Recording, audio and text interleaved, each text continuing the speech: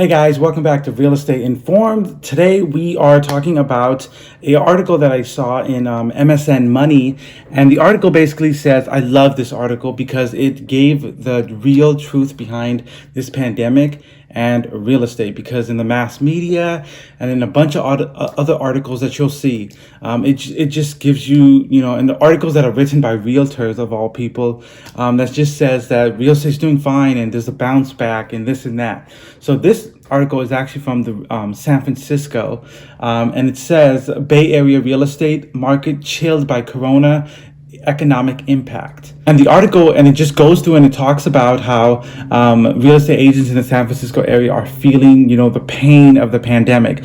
First thing I would like to say is that real estate usually follows the stock market by 6 to 8 weeks, sometimes more. So we are just now entering into the effects of what the real estate market is feeling via the pandemic. So the article goes into and it talks about how Patrick Carlisle of Compass Real Estate said, and I love this, he said that real estate has come to a, and I quote, screeching halt.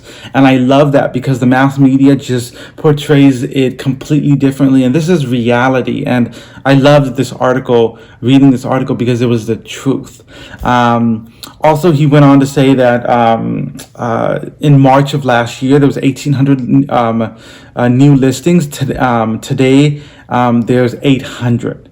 So there's definitely a decrease there. 75% less properties going into contract of this month compared to last year this month. The really good quotes by Patrick Carlisle of Compass Real Estate was, people have to have jobs for them to buy homes. And it was the truest comment that I've, ever gotten, is how are, like, the mass media says that the real estate is doing perfect, but how is it doing perfect when people don't even have jobs? Only people working are essential workers, which thankful for them, but a lot of us aren't working. So it just shows you it just shows you how, like, this is a realistic article versus other mass media articles. And then another thing I want to discuss is the bounce back. People always talk about the bounce back, that right when it's like turning a switch, we'll just turn up a switch and we'll be right back to where the economy was. Let me just give you an example of why I do not believe that is true. So restaurants have to adapt now, as into, let's just say you had 10 tables in a restaurant before, and every Friday, Saturday, Sunday night they were packed and full. The restaurant was making that kind of money, they were paying that kind of rent, and they were doing great. Now, post-pandemic, you can only fill 5 of those tables because you need 6 feet apart from people.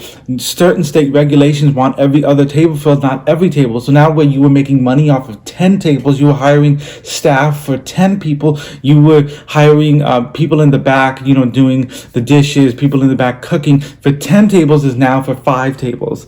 And it's the same thing for if you had 100 tables, now you're serving 50 tables. And so you lower your staff, and obviously not all the laid off people are going to come back.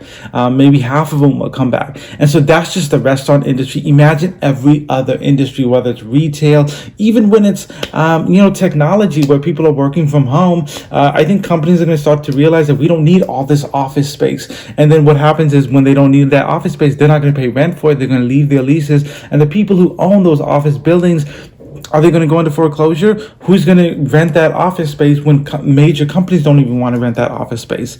So that's just something to think about, how people just act like it's just some switch that you could turn back on and the economy's back up. In my personal opinion, I don't think the economy is coming back for another year or 2 years. It's going to take time. It's not just a switch that you turn on. And even when you come back, the rules of the game have changed. It's different. The 6-foot rule, taking the temperatures. I mean, just think about it like this. Like, if you have an office and now you have to expend resources to someone checking the temperature at the door every day, somebody paying for masks, paying for gloves. Who's going to pay for this? The companies? Your landlord? The people who own the office? Who's going to pay for all of this? So if you think it's just a switch of we're going to turn it back on and the economy's back, that's not how it works. And I think that the housing will feel it also, because people need, like Patrick Carlisle said in this article, people need to be working. And if people aren't working, no one's buying houses. And so I think that's what I love this article because it was real and it was raw and it was from one of the hottest real estate markets, San Francisco. So if San Francisco is saying it, obviously I know Midwest and other areas don't have a market that hot, so won't feel the effects of it. But places like San Francisco, where the rent is for one bedroom is $3,300, you're definitely gonna feel it. Okay, so that's my video for today. If you have any questions or comments, please leave them in the comments below, and I will answer them on my next video. Please thumb this video up and subscribe. It really helps me out, guys. Stay blessed. Have a great day. Thanks, guys.